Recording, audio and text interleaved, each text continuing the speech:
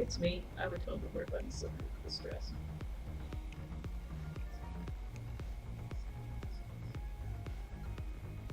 Hey, Pinky Pumpkin, how's it hanging? Well done yet?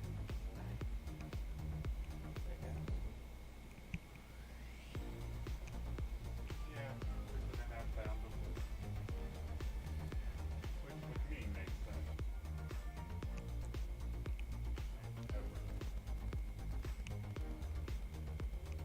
How's it going, guys? What's up?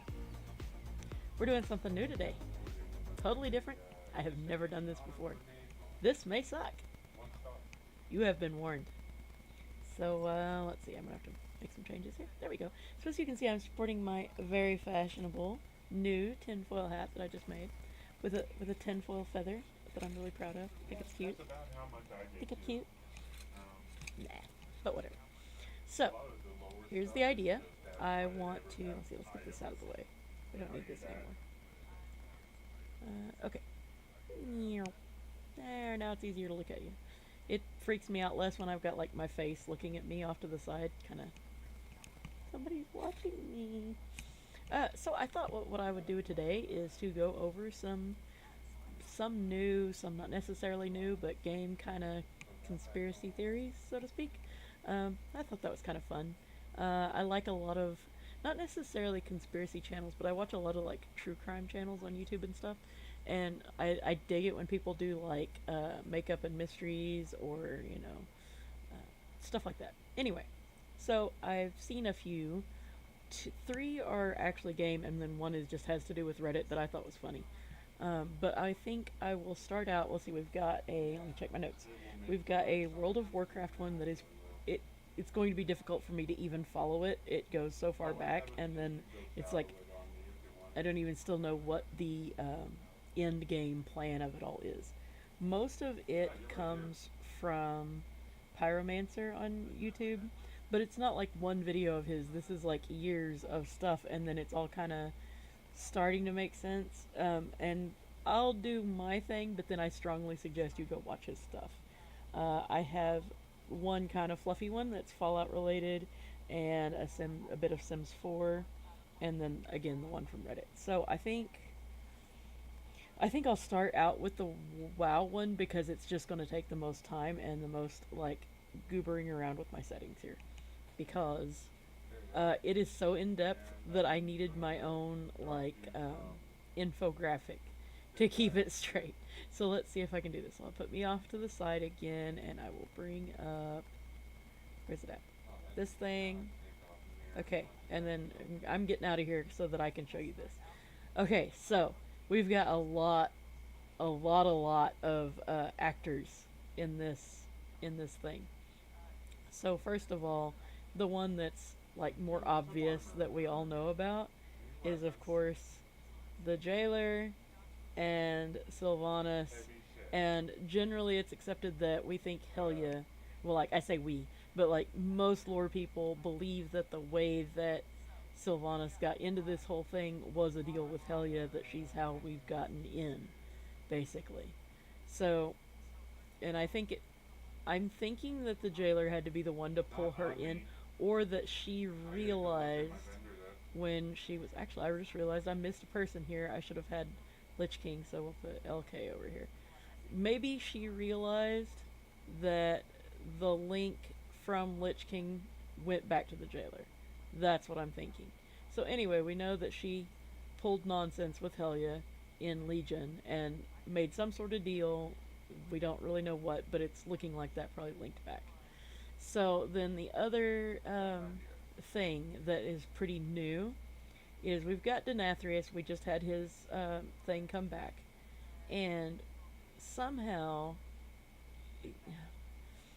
it's looking like, because he's been called sire, and it's looking like he may be the one who actually made the Dreadlords, and that he made the Dreadlords to enact some sort of plan, and one would assume it has something to do with trapping everything in the Shadowlands for the Anima and getting them all sent to him. because it doesn't really make much sense. I've seen a lot of people say that, like, when you choose a covenant, what difference does it make? Because they're all on the same side against the jailer.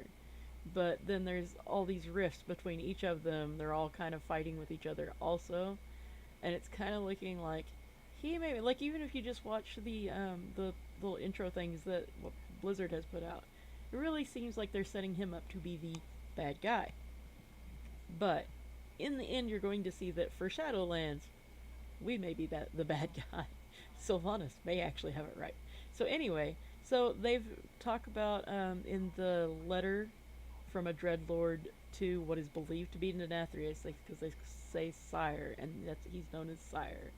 And there's also some similarities that they have infiltrated the light. Hello, infiltrated the light, and that they may be against both the light and the shadow over here, and against all of the Titans, and that they may be the one that split the rest of the Titans from Sargeras, that they fooled Sargeras. He didn't create the demons. He didn't, subjugate the Dreadlords. They subjugated him. Uno reverso.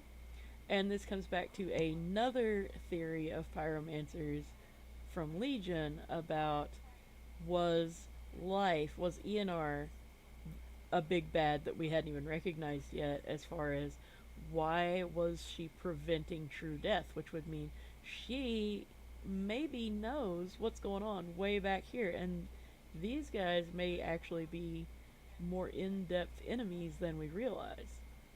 And another, so if it's possible that he is trying to get everybody trapped in his section of the Shadowlands and not let them go on if they're bad to the jailer, and not let them go elsewhere if he can help it. But he hasn't obviously been able to completely fool the Arbiter and get everyone sent to him. But even so, he's kind of preventing them from getting to the jailer, if he is the one behind it. No. So then we have further questionable issues regarding why the heck is he on the throne? Because Anduin is just missing. Where the hell is Anduin is a big question. We'll get back to that later.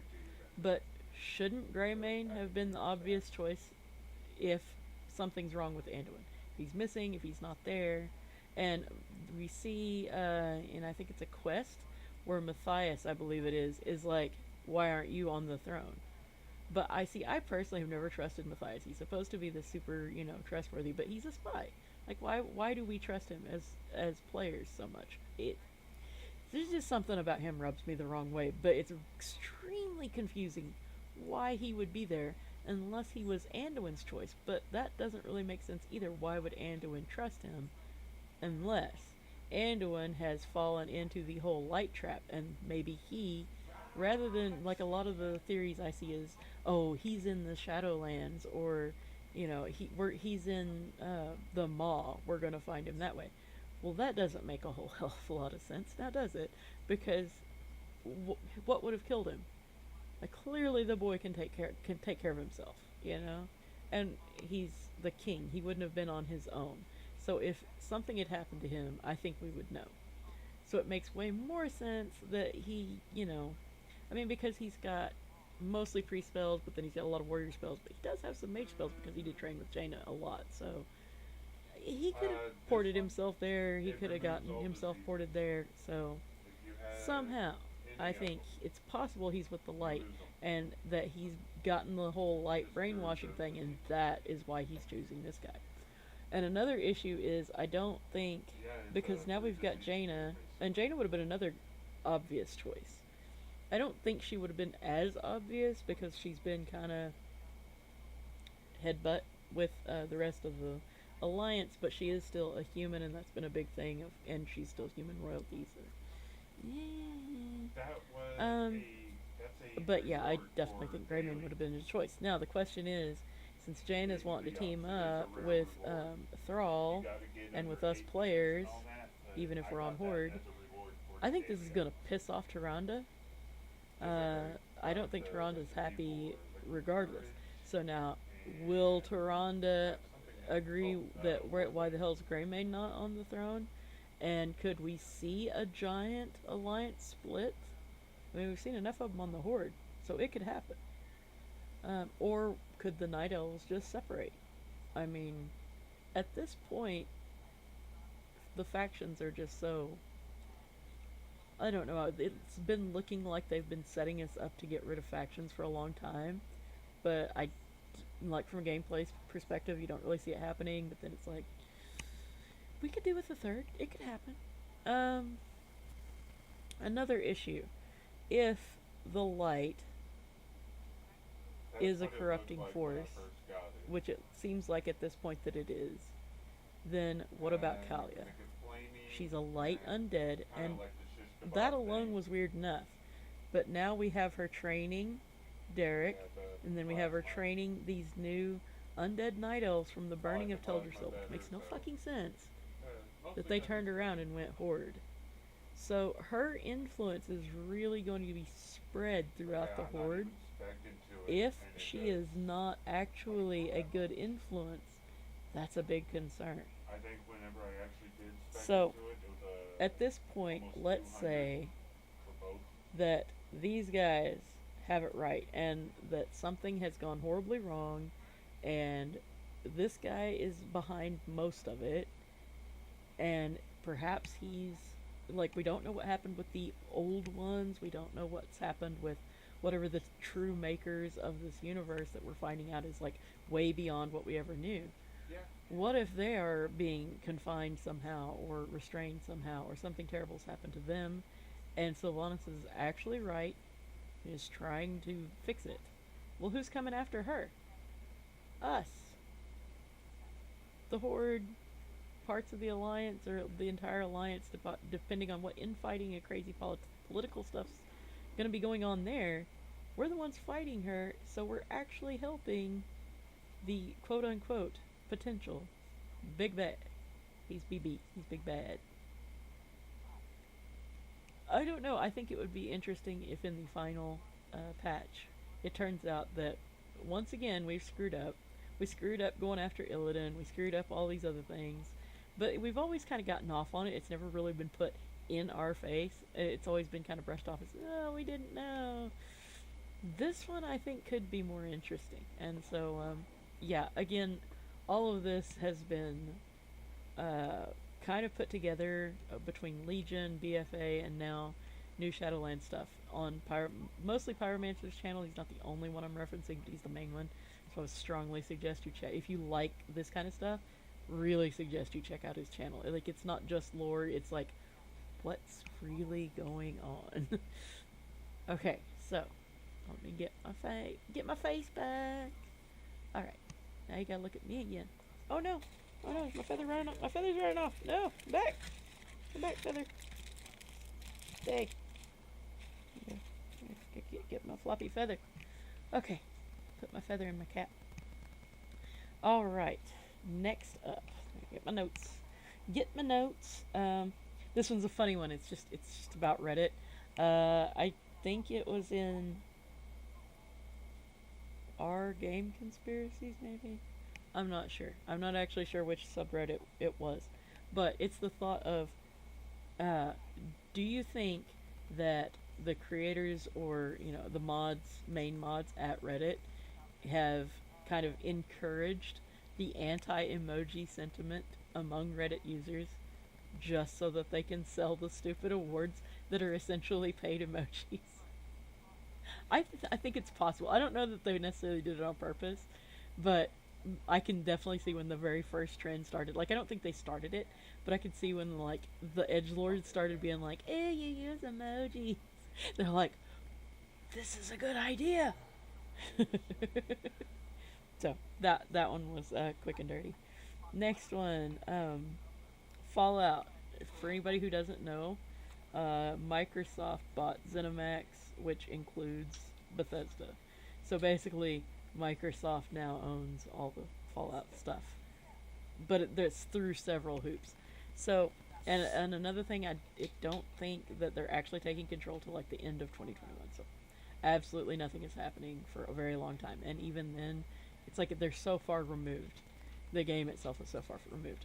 But I've heard I've heard a person say that like they don't think that it will make any difference for Fallout 76 because the game's too far gone, it's too old, etc., etc.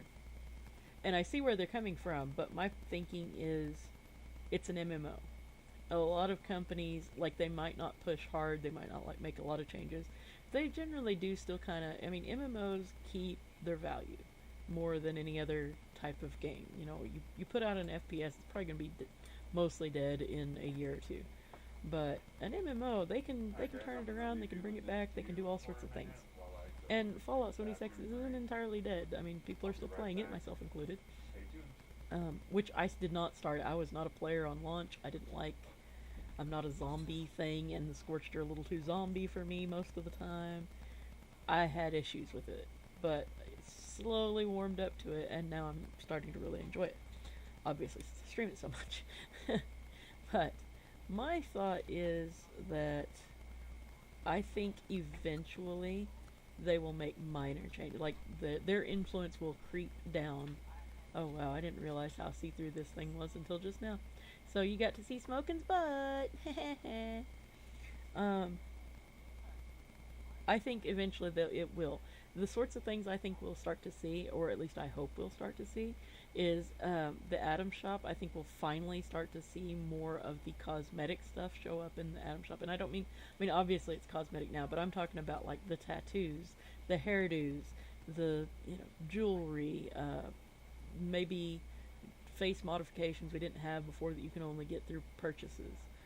I'm really surprised that Bethesda has not utilized that more than they have already. They put out so many camp items, which I love. Don't get me wrong.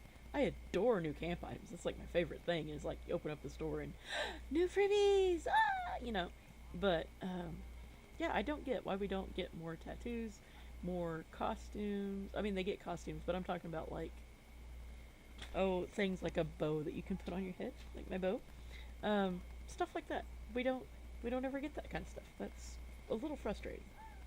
And the last one, why Sims 4 Star Wars? I see so many people talking about this, and they're like shocked because they put out that poll and Star Wars came in last, and it's like, guys, the poll was just an excitement builder. They didn't actually give a damn what you voted on the poll. And to me, Star Wars makes perfect sense. Now, it's not something that interests me personally. It's not something I'm going to play. It's not something I'm going to enjoy. But I already play Sims 4, so they're not trying to get me. Sims 4 appeals to damn near everybody. I don't remember when the first Star Wars crap came out because I was little. If I was even born yet, I don't know. But, like, freaking everybody knows Star Wars, and a lot of people like Star Wars. And even if you're not super into Star Wars, there's liable to be cosmetic aspects of it that you will enjoy. I mean, even though I'm not super into Star Wars, I'm still like, R2-D2, he's so cute! Robots! Again, I'm broke, so I'm probably not gonna buy it, but, yeah, I totally get why they went with that. To me, it seems like it had the most mass market appeal, it has the most likelihood of dragging people in, and people like, one of the videos that I watched on it, the YouTuber's name is Simmer Aaron, you might want to check her out, but, she was saying that, an example was her dad had never been interested in Sims, even though she plays it all the time, until he saw the Star Wars trailer, and she was like, well, I don't see that helps, because he's not ever been into Sims, and I think she's failing to really appreciate, if the game is good enough, it will hook them, and even if it doesn't hook everybody that it brings in, it will hook some. I mean, anybody, yeah, Sims has been around for 20 years, but there's still a lot of people who haven't tried it, especially newer editions of it, and yeah, I mean, playing God has a certain appeal, and you just can't do that in any other, well, okay, you can in others, but I personally feel like you can't play God as well in any other game as well as you can in Sims 4. Or, well, Sims series, not necessarily 4. 4 is not the pinnacle to Sims in my opinion, but moving on. And one thing though, I do wish they would reincorporate some of the older Sims stuff into Sims 4. I don't know, I just feel like they have unlimited possibilities. So that poll that they put out, yeah, that stuff might get a higher interest in them later. I don't think it was a bad thing. I don't think they'll ignore it completely. I just don't think it had any actual impact on what was coming out next. So anyway, yeah, for anybody who's super upset about Star Wars, I'm sorry. But there's just so much Sims content. And I understand there's people who've been through absolutely all of it. And that's cool, and I feel bad for you if Star Wars was really not what you wanted. But there's always next time. It's not like they're stopping putting out content. Again, they've been out for, I think, over 20 years. They're going to keep putting out new stuff, so hang in there. It'll be alright. It'll be alright. Alright, so after this, I'm going to go play something, but not sure what. I will absolutely be streaming again at 6 a.m. And probably something before then, something this evening. If my voice decides not to completely die Such on a me. supportive family. And let me know if you enjoyed Tin Hat Tuesday. If so, I'll keep doing it. If not, I'll probably still keep doing it because I thought it was fun, but maybe not every week. But anyway, thanks for stopping by. I love you guys. Mwah, heart me, because I heart